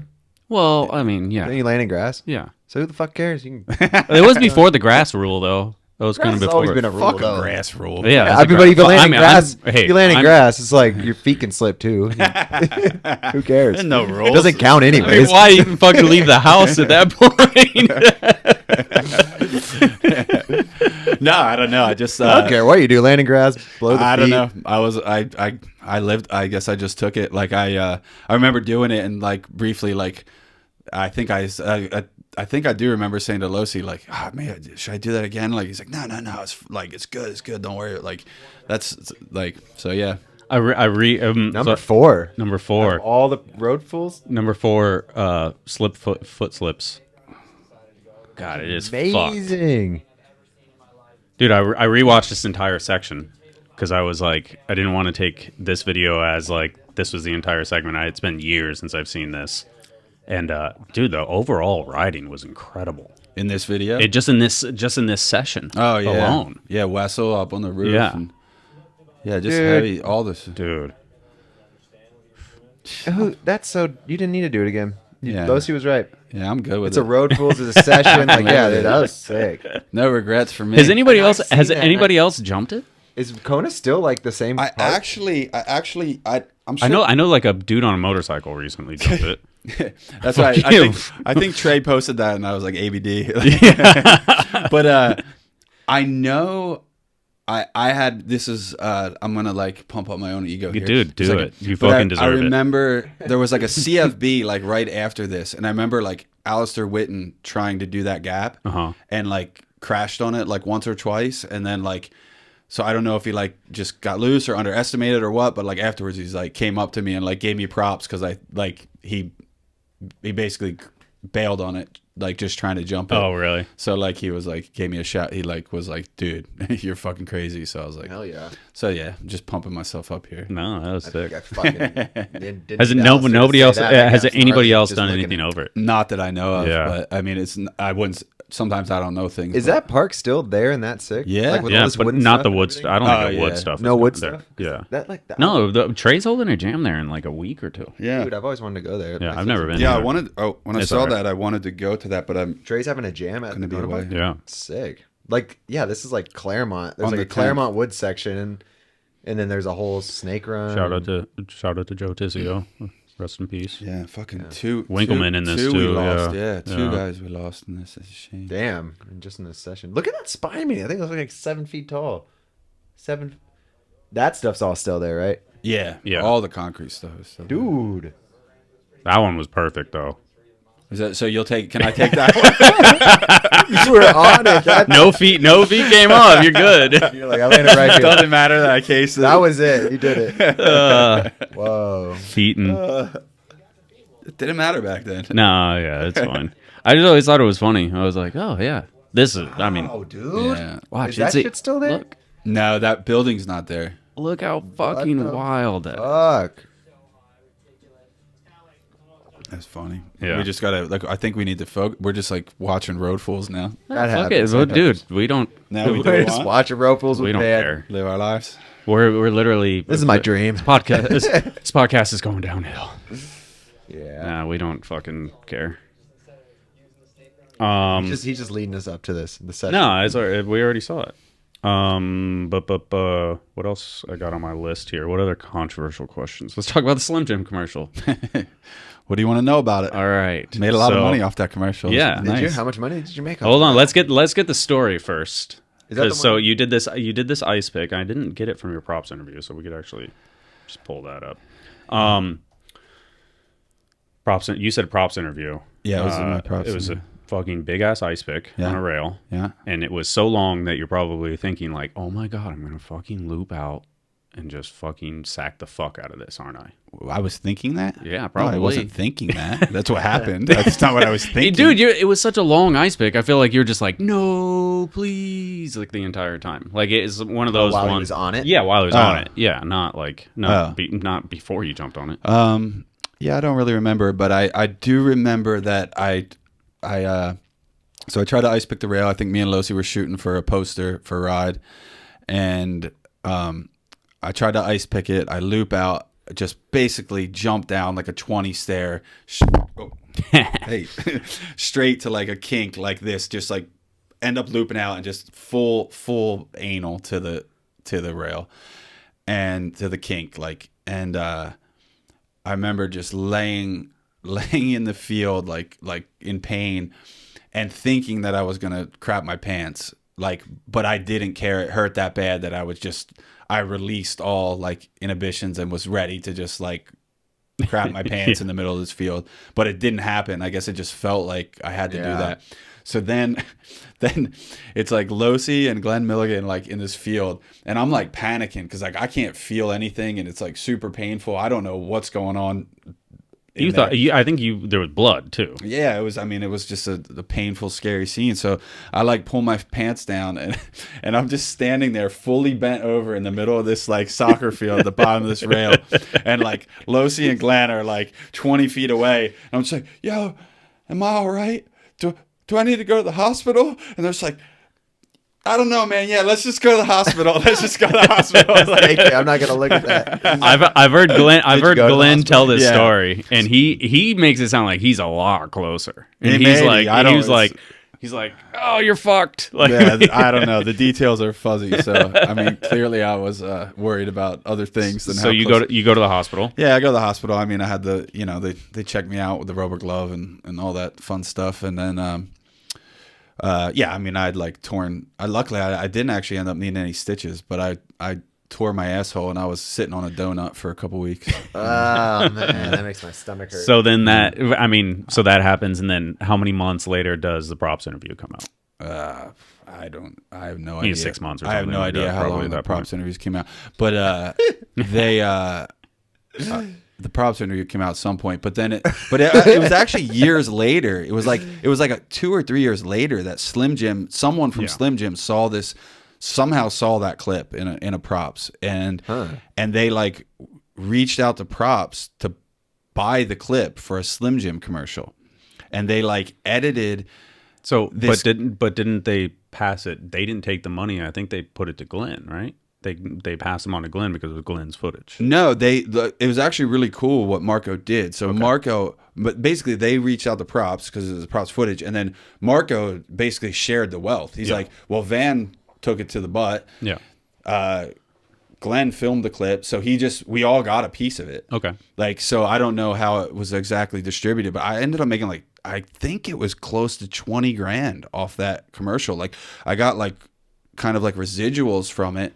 So like at first I got a couple big checks, and then at one point I had moved, and I guess for some reason they couldn't forward the checks to the new address, but I didn't know that. I just thought they stopped. I thought they were all right. I made like 14 grand off that commercial. Cool. I'm psyched. Good. I didn't know they were still coming. And then like one day this like random envelope just shows up, like a FedEx envelope, and it's got like 20 checks in it. And they were just like they were smaller than the first few But they big were ones. still coming to your last But they address. added up to like 6 grand. Like there was like dude. 20 checks that added up to like another 6 grand. Was it And I was worth like, it? I mean, That's So I when you- wouldn't 20 probably- grand to take a day of misery and a donut sitting. I mean, it was a happy ending. I done don't more know that for I would less. do it again. Yeah. I don't know that I would do That's it what I'm again. saying. Like that's fucking. I'll sack Yeah. a rail for 20 grand. So It'd when be hard to get yourself to do it, but if you knew that was, I mean, if I knew the outcome was going to be exactly as it was, sure, I would do it again. But I would never do that on purpose because that could have been so much worse. Like Oh, yeah. I always think about if I would have that just clip, I've seen that clip somehow. That was I'm- way before my generation, but Yeah. that is the worst sack I've ever seen, ever. I just think I'm so lucky that it was the back. and not the like if Front, I would have yeah. got. You hit your tailbone though, because that's what makes you want to poop yourself. I mean, it hurt like hell, but like imagine if that was the front stuff. Oh, yeah. I didn't want that. That would have could have been. Little replacement surgery. That could have been. That could have been a bad scene. So they hit you up and Yeah. like, all right, we want to use this footage for a Slim Jim commercial. What are you thinking the commercial is going to be? Oh, I don't care. You don't give a fuck. I don't care. So when too it- bad. It's like all right, so but when cable it- television. They But can't when do it shit came, anyway. but when it comes out, I mean, this is literally this is all I could find. Yeah, they dressed some guy up in the same outfit I was wearing. You've seen this commercial, Yeah, right? and they put a helmet on him. Dennis, And have you seen this commercial? I think Glenn might have. I spent a lot of time with Glenn. Oh, okay. In the beginning of my riding. The Riding only on the part wall. that's actually Glenn me is showed when me I'm this. on the rail and I'm crashing. They had someone pose as me, and this is like all The quality is fake. is Like for- that's not me. Like that's some random dude. shit. I wasn't even wearing a helmet in the clip. Like this is just some random dude. Just put a flannel on. That's the only similar thing. Yeah, and then now it's me, God. and now it's not me again when they film back up. That's Yeah, some I've random seen that. dude. Honestly, I might have seen that on cable. maybe yeah. Seen that. It Yeah. played a lot. Yeah, 20 grand. Is that rail right by Woodward? I always look for that No, rail. so It looks that like it'd be by rail, Woodward. that rail's Random. like that rail's at a church. Like, so this is where the story gets more There's interesting. there's more layers. Oh, cool. My stupid question leads to interest. So that's where it was at some like Catholic school or Catholic church or something, and someone from the church saw it and actually tried to sue for like us this being. I don't So know. they tried to sue Slim Jim. Yeah. And then it was like Slim Jim was like, we didn't film that. Yeah. He'll go over to Marco. Yeah. And Marco was like, I didn't film that. Goes to Glenn. And Glenn gets the heat for a little bit, and I don't know where the fuck it goes. I think it all blew over. Yeah, I it think all we were blew like a over little at a nervous point. for a second, Yeah. but it all blew over. Yeah. 20 grand, bloody buttholes, and a lawsuit. Yeah. Yeah, that's a good commercial. I didn't expect any of those scenaarios when I And I think went back to then, icepick back that then rail. too, like superimposing somebody else's head on somebody was like they can do that, you know, like whenever It's almost better that it was. just like Yeah. didn't have your face involved. or Yeah, anything. yeah. No, Like, that's weird- definitely good. Like that's nice they did that. They probably would have to Don't pay you look way at the more. TV. They probably did that for the actor got less than you did. Probably not. Yeah. Speaking roles, I think that's. Well, I wanted to. I mean, it kind of circles What do you wanna back. talk about, Van? Yeah, what do you Anything want to talk before- about, before Van? Enough Fletcher's about what we thinking want to about talk his about. list of emailed questions I to wanna himself. talk about. Wow, Are you guys, clowning on me? No. guys put me on the spot here. Yeah, no, I don't know. I think we covered. I mean, I think I'm just excited about the next chapter here. I'm excited on what I'm doing for Source, and I'm excited to go to Paris and Who are the see gatekeepers how of BMX? all that comes. The gatekeepers. Oh no, it's a fucking Modelo. The more you get into BMX, like I can't believe like the people I know and stuff. And Colin Varniak said a lot in his podcast. It's pretty funny who you see like, you know, BMX is like a very open canvas. Like it can be ran in a lot of cool directions because like the generation that was running it is all kind of stepped away. Yeah. You know, and that's like what Colin's seeing. He's like, Yeah. there's people still like Yeah. like older heads still in there, which is great. But there's a lot of people that have like cool opportunities to do a lot of cool Yeah. things right now, like Van getting Yeah. this Source job and you doing the Olympics. Like it's a great time for these people from like your generation to kind of step up and do Yeah. have some really cool opportunities to fill some shoes.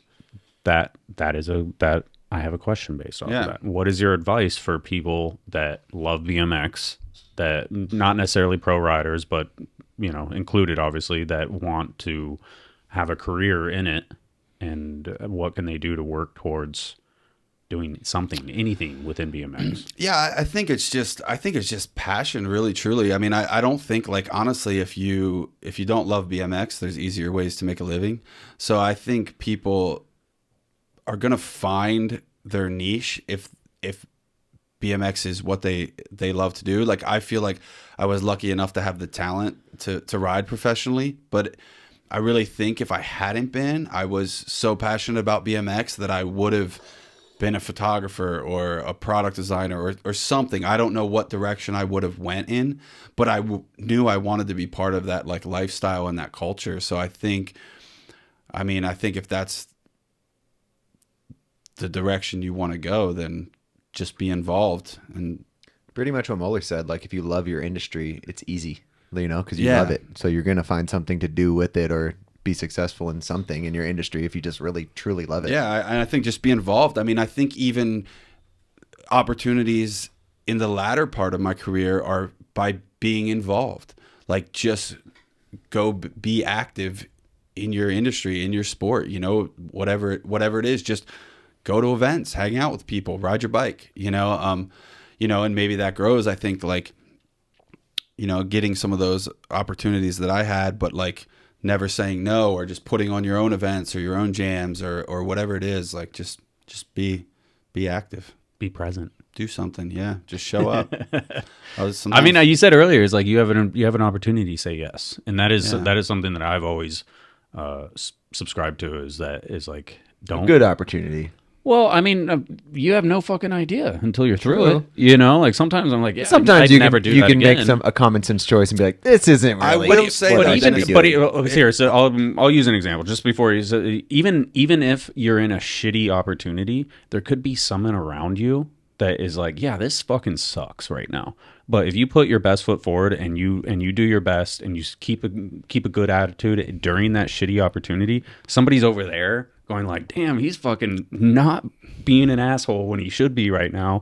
And then they have an opportunity down the road and they're like, yeah, that guy was good. That's true. This brings up two points. True. This brings up 2 points. There's definitely stuff that like has happened over the years where I've talked to people and like, even something as simple as a sponsorship opportunity, like where someone brings up a name and all it takes is for someone to go, and you're on to the next one. Exactly. You don't even have to say anything bad, but that person they're not an oversounding like, yes. It's There's something missing in their resume that the other people have covered. He bitched about the fucking lunch one too many times. So right there, that can hurt you. And two, I think there is challenging decisions sometimes, like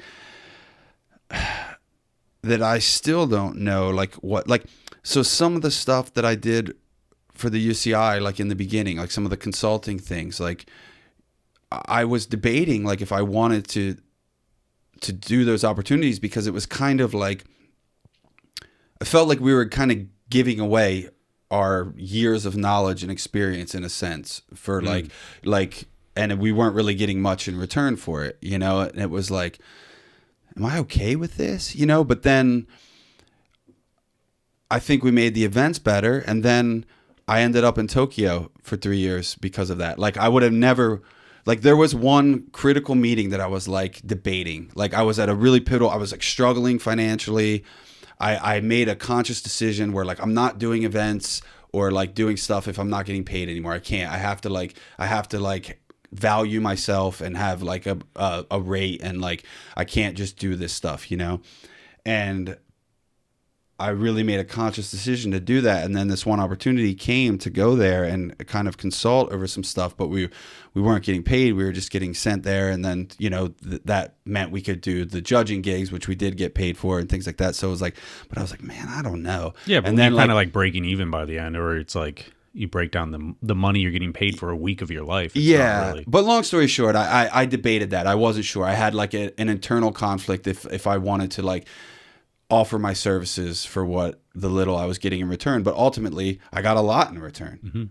Mm-hmm. So those types of decisions can be hard because like sometimes what you're looking at in front of you doesn't make sense. But then there's something big. But sometimes that is going to be the end stop. But sometimes it's going to go further. Yeah. And I think that was what I was talking about earlier, where I kept trying to like do those things because one of those things was going to go further. Yeah. And I don't know. It's very true. No, what if you you're have right. a few good opportunities? This is where my point comes. Like if you have a few opportunities. Oh, Dennis was just No, not it doesn't have to be good. But what if you had like a few and you said yes to all of them and you did all of them like 75%? That's where I was coming. Oh yeah, from. yeah. No, that's like there is times in lots of people's lives where they might have a few little opportunities to change their life and they have to pick one. No, you're 100%. So you do 100%. have to sometimes like. No, you're right. That's what I was just saying. Because I have a few friends, like they might not, they're not all great opportunities, but I see that happening with people in their 30s where they have to pick one of the.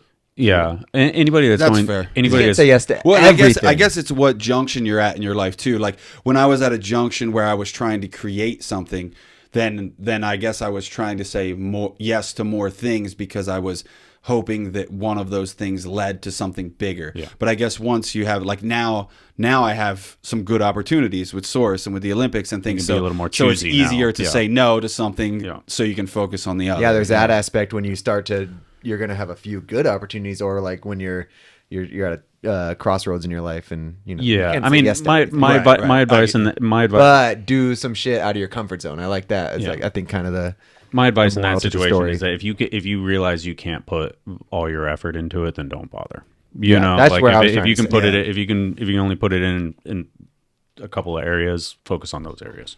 You can figure out which ones are more. Yeah, important, because you could do you this know? really cool thing that's out of your comfort zone, and like you're saying, Yeah. like it makes you look badass. But if you're doing a few things real shitty, Yeah. it might make you look like everyone's looking What's at the- you like what's you're the not really old- that good at anything because you're just worn out. The old dad saying, where if it's worth doing, it's worth trying, or something like that. Like, well, if it's worth, is it? if it's worth doing, then it's worth putting your all into it, or something like that. There's something That's around true. there. If it's Yeah. worth doing, then it is worth putting your all into it. But Yeah. yeah, you can't to put your all into too much, or you Yeah. won't be putting your all into it. Loot, then you're making shitty podcast edits. So, What? I don't know. That's me. I just being Modelo'd out. He's had 2 Modelos. I've had 3, Oh, he's up to 3. and I don't drink, dude. He's a pretty skinny dude too. So. I'm skinny. Yeah. I'm skinny. What else we got? Little Devil. I like nighttime drinking podcasts. Yeah, They're but my favorite. scariest thing you ever done, Scariest thing I've ever... on or off the bike? Off the bike and on the bike. 2. I got 2 questions out of this Gosh. one. Nice. I guess I'll go on the bike first. Maybe that whip over the rail Dennis was talking about earlier is probably up there with one of the banger. scarier things. I mean, or maybe the manual gap to rail criminal banger, like both Criminal Mischief and Stay Fit bangers maybe are up there. The Criminal Mischief one is just mind-boggling to me, because that raw footage makes it just seem like it's fucking Tuesday. It was It's just a Tuesday, 1 p.m. It was just a Tuesday, 1 p.m. Like, oh fuck, let me eat this sandwich and then I'll go do this. It kind of is not far off from that because actually, like It what is happened was literally the most, I would argue, one of the more legendary top 20 clips of all time that has yet to be duplicated. Nobody has ever duplicated that clip, and the raw footage that has been posted literally looks like, oh, okay, you're gonna do this. Oh, okay. Oh, you're gonna take a couple run-ups. Okay, I'll film. Because he was just doing crazy Are you shit ready? every day. Okay. So it was just like, all right, Yeah. another crazy van thing. Like no one knows like how It's crazy insane. it is until 20 years later when we're still talking about it. what happened was on that day, like I was actually going to, this is when I still thought I was going to go to college, and I was going to like a community college near where I was living, and Garrett Burns was like meeting me at my house, so we were going to go ride after I got done class, and that thing was like right around the corner from my house, and I'd like been looking at it. And I remember Derek Adams even telling me, he was like, man, he's like, after I did it, he was like surprised because, you know, I would look at a lot of things and talk about a lot of things, but he said, man, I didn't think this one was actually happening. I thought you were full of shit with this one. But like I was driving home from class, and for whatever reason, I just got it in my head that like, this is now, like I'm doing this when I get back, and my like hands started sweating, like driving back. And I just walked into the door. I was like, yo, Garrett, grab the camera. Like I got something I want to do. And then like, it's crazy thinking back on that too, because it's like fully just bro cam footage. Yeah. Like that's just Garrett doesn't know how to film. Like we just you would hand the camera to anyone and do the craziest shit you ever did in your life. Like it's like insane. Like, you know, like I would never, like as I got older, I would never ever do that. But like back then we just didn't even think about it. It just like, it didn't matter who someone's filming it. Like, It's almost the way though, because when you're pumped, man, that's the that time, moment, that day that you feel great and you're feeling it, you know, because when you plan stuff out for so long, like you get there that day with that sick filmer and you're like, it's not the fucking day, but I got to do it. Like, yeah. I mean, You know? how do you even think of that? Honestly, how do you think of just like, oh, it's not a good setup? Like I feel like oh, it'd be sick if there was like a better runway. 99.9%. Yeah, I don't know. BMX. It just made sense to me, and maybe that's why it worked. Maybe because it was close to my house, and because I like, oh, there's a gap to rail, but oh, there's a curb in the way. Like, so maybe I don't even remember now, but I'm just thinking my brain just adapted. Well, then you have to manual it. Then, you know, like I don't know. We should put out a challenge, like you said, that kind of clip hasn't been duplicated, even close, and especially not on a savage spot like that. Like if anyone could do that, what I thought would like, be good. Okay, here's a crazy idea. Okay, like I'm gonna about to pitch a crazy idea. I would just like to see someone do this in general. Like, and if someone wants to do it for my criminal mischief part, let it rip.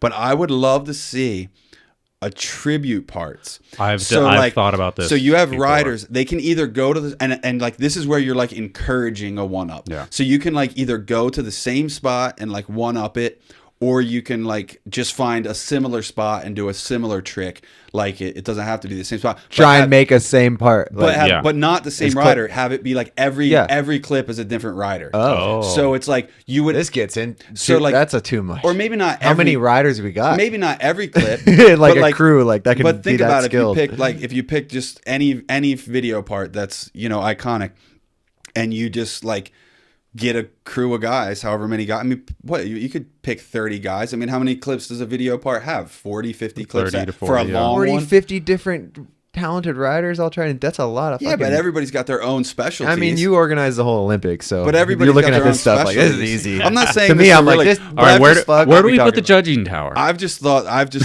this would be like a. That's cool, an amazing idea. A cool thing to see. I think it's more realistic if like one rider kind of like always idolized this guy and he got really good. And he can go like try and replicate that part. I don't know, man. I like the idea of it being different, right? Dude, I mean, who the fuck knows 45 talented riders that could like get clips from your criminal mischief part? Well, this is. Dude, is that 2022? Are you telling me that 40 guys can't film the part I filmed as I don't think so, dude. I don't later? think so. And I think that's why you are who you are. I really don't So even know if that's possible. So you take I don't think we can 40 coordinate guys that. I don't think we can coordinate that. Even though you coordinate all the stuff you do. It's going to take 40 guys, and they still can't do what I did 20 years ago. You're going to have to line it up and find these riders and like, because I could never do that. I really be like, I don't think the talent field goes that deep. It easily does. I don't fucking think so, man. It easily does. I think that the idea of recreating a video part, and there was like I can't remember. We had somebody that was like the perfect example of this, where it wasn't necessarily like setups that you needed to find, because like a setup is most of your criminal mischief part is like kind of hard to, the pull over, right on a ledge, pull over to the rail, like you need to find that setup, but like finding it'd be hard. Yeah, finding there was I can't remember off the top of my head, but it was an like LA dude that was like within the last 5 years or something, and all the spots are still there. Yeah, a lot of them are still there, but a lot of them are they? Fuck, a lot of them gotta buy a ticket to the East Coast every other month and look for these spots. Like, dude, this is a hard fucking challenge. But I'm not saying it was easy. I'm just saying it would be cool. Fuck, I could post it. I'll post a clip tomorrow with the. I'll post a clip. The criminal mischief banger with this clip. And then just do the trick challenge, the Instagram trick challenge, like literally manual bonk to gap to rail. I don't want to encourage. I think qualifying for the Olympics would be easier than replicating that. They want to do it. I'm not encouraging this. Yeah, of course they want to do it. Why the fuck else would you want to do it for $100? Don't send it for Ryan Fudger's $100. No, you're not paying. It's worth it. I'll throw in 50. There you go, 150. I only want people to do it because they want to do it. I think it's for $150 you want to do it. For literally the trick challenge thing is always funny because it's like it's supposed to be, people talk about the money like, oh fuck, it should be $1,000. Yeah, it should be, but I have 100, and it's just bringing up the conversation and letting people appreciate how this trick is really hard. That was done a long time ago. And a little money helps the motivation. Yeah. I mean, the Tosh Gap got redone. Which Tosh Gap? The one at Ray's. Oh yeah, yeah, like that, cool. Like shit like that is like, it's cool because everybody like appreciated how fucking crazy it is, and everybody talked about it. Yeah, and then a dude finally got it done. Like that's what it's all about. Like the Alex did one, and then the Nyquist one was obviously the best one. The fucking half bar to twos to half bar out. Oh yeah, amazing. That was amazing. So, and I actually probably owe him more money because that YouTube video did really well. So I owe him more money. Where his son was like working on half bars. I think like me, Matthias, and someone else. I think it was like $350 when if he landed his first bar spin before like January, and he did it. And we all just send him the Venmo. So fuck yeah! Jameson won like $300 for doing. Hell yeah! But he's born into that. Already winning money off. Hell yeah! Oh, what else we got on this list? Being a pro now versus back in the day, easier or harder? Obviously, this is coming off a very poignant conversation with Moeller about I don't know. You said you didn't get all the way through the podcast. Yeah. It just dropped today for everybody. That's a good question. And I don't know. I guess it depends on who you are. Mm-hmm. To me, like being a pro in modern day seems a little bit more complicated, but there's also like a lot of pros and cons. I do like the fact that there's a lot more outlets to produce media, but I also dislike the fact that there seems to be a lower level of appreciation for things. Like everything's just so disposable now. Mm-hmm. So it's good and bad. There's a place for everything, but content feels disposable. It feels like you couldn't even do a Criminal Mischief now. Like no matter how good of a part you put out, no matter how progressive it was, it's not going to have the impact, not because what I did was that much more impactful than what riders are doing today, but because media is just different. Yeah. You know, so it's just harder to have that, to pack that punch, and everything's so watered down that it's harder for pros to be to matter as much, you know? Yeah. I mean, literally the other guy walking in that had, the right here has whatever 2 million views on YouTube. And it's like, but as soon as you get done watching that, you go and watch another video, Right. it wasn't like Seek and Destroy was like on. Yeah. You just wear those VHS for like tapes 2 out. months because it was the best video you had until you got the next video that took a while. Sometimes. Yeah. I mean, you're lucky if like a few videos a year came out, it's like you had props and you maybe got a few videos a year. So, I mean, that stuff was just watched on repeat. So again, I think I'm repeating myself, but I think it's good because now there's a place for everything, but the quality content is watered down and doesn't have that staying power that it used to. Yeah. So I feel like my fear, or the question was, is it harder to be a pro back in the day or now? So I think it just depends on who you are. that's literally the first thing he said. That's funny. Yeah. That's funny that you said that. But I think it might have been easier for some sort of pros back then, and I think it's easier now for some sort of pros now. Like I think it's harder for people to appreciate just really good bike riding. I feel like really good bike riding. Really good bike riders are fucking appreciated. I don't know, dude. Felix, Lewis, those dudes who are just really good. It's undeniable, and all they got to do is be really good because that's how good those they are good are. examples. But like Reiki's Johnny's really good. He's fucking amazing. Yeah, but he's think blowing about up. He's blowing up. I Dude, don't this know, last man. like 6 months, watch. Johnny's the next guy. He has been blowing up, but These guys who are really blowing good up for like 3 years. No, or but now 4 it's like years. it's different. It's happening Yeah. right now. it is It's interesting happening though, right now. Like, and I don't think this is a new problem. Yeah. But I do think it's interesting because like I used to say like way back in the day, it doesn't matter how good you are, someone has to care. And for some reason, there's certain riders that like just can't break through that that one barrier, and like maybe Johnny's one of them, maybe he's not. Nah, but, like, he's coming. But we have good examples. here. Like from Jersey, like Jeff Slatterly is a perfect example of that. He made it. I mean, he was the man. Yeah. And like he did okay for a little bit, but he never broke that that upper next threshold. level he needed to be like a legitimate pro with There's a a lot of legitimate those guys, salary. for sure. Randy Brown, like never, in our never. down here, it's like like Mike Gray's kind of been one of those Yeah. guys, and Connor Yeah. Lodes, Yeah, Lotus. Yeah. yeah. He gets mad because I mess his last name Yeah. up, and I've known him for 15 That's years. rude. Connor Lotus. Very But there's like rude. those dudes who are like, damn, like they just didn't like break through to that Yeah. nice shoe sponsor energy, like Yeah. that next level. It's Jeff, like Jeff was nice. one of those guys. Yeah, Jeff As was soon as totally one of Market those Zero guys. was over, and like I think United might have been ending, he was like, I can't, that's it. Like, Well, and that's what it's maybe it's just a harsh reality of our industry or any sport in general. Like, especially our little sport, I think. It's like yeah. Yeah. I Yeah. think there's it's a parallels niche-y, between very anything. core sport.